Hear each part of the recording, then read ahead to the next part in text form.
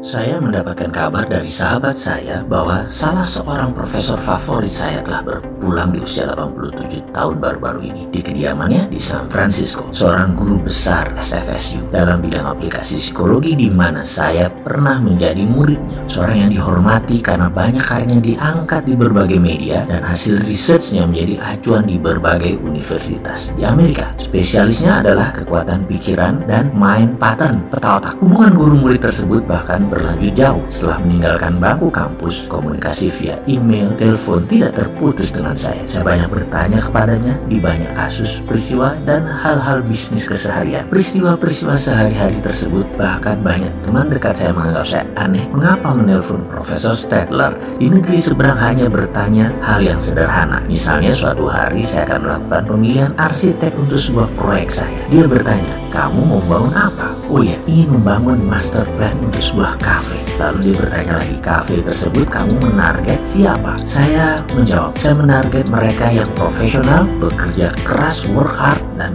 play hard. Juga para spatria kalangan A. Saya menjelaskan sedikit gambaran rencana saya. Lalu Profesor Stadler menjawab, oke, cari arsitek yang memiliki masa lalu yang keras, yang memiliki masa lalu yang buruk, memiliki masa lalu yang kelam. Waduh, why so, sir? Saya bertanya karena bingung. Begini katanya, cari mereka seorang arsitek yang bencong, gay, homo, atau masyarakat bilang mereka orang sakit. Cari mereka yang misalnya memiliki biji peler, maaf, satu. Mereka yang sering dihina, diledekin, dimaki masyarakat. Mereka sering dinistakan. Biar mereka berkarya dalam proyekmu. Biarkan kemarahan mereka dan tenaga mereka dan dendam mereka yang berlebihan itu memuncak dan ditumpahkan di atas desain tersebut.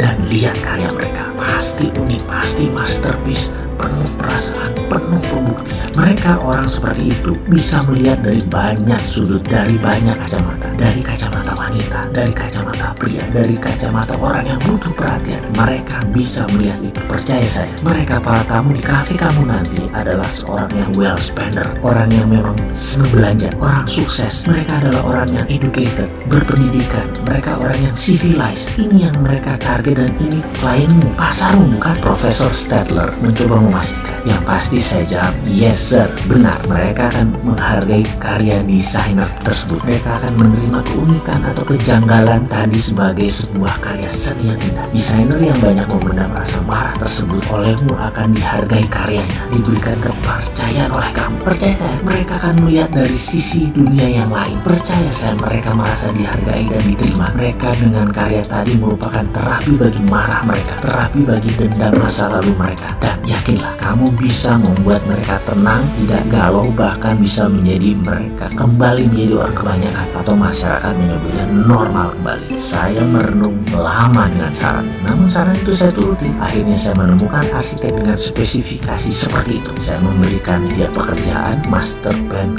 cafe, di mana 3 bulan kemudian dia melakukan pemaparan di kantor saya. Gambar 3D apa yang dia sebut master plan. Benar sekali saran Profesor Stadler, hasilnya luar biasa. Saya sampai nggak kepikir apa yang didesainnya ini kenapa bisa begitu bagus, mewah, nyentrik tapi tidak berlebihan. Namun efisiensi energinya itu loh yang saya impress terkesan. Itu adalah desain 2 tahun yang lalu yang sampai kini belum terrealisasikan karena saya menganggap kala itu desain itu terlalu ahead of the time. Namun sekarang rasanya tahun depan ingin deh merealisasikan. Clubhouse di Nusa Penida, Bali, juga sebuah rest area 247 di Bilangan ujung timur, Jawa Timur. Jadi seperti di kalimat awal di video, karena teringat akan profesor tersebut yang telah banyak memberikan pelajaran dalam kehidupan saya, membuat saya melihat sisi lain dari kehidupan, see the other side of the moon, maka video berikutnya ini didedikasikan untuk Anda. Sahabat, video selainnya ada sebuah pengalaman dan keilmuan yang menarik. Bagaimana sang profesor merubah jalan hidup seseorang menjadi positif, yang mungkin akan menginspirasi sahabat bagaimana untuk makmur dan sejahtera.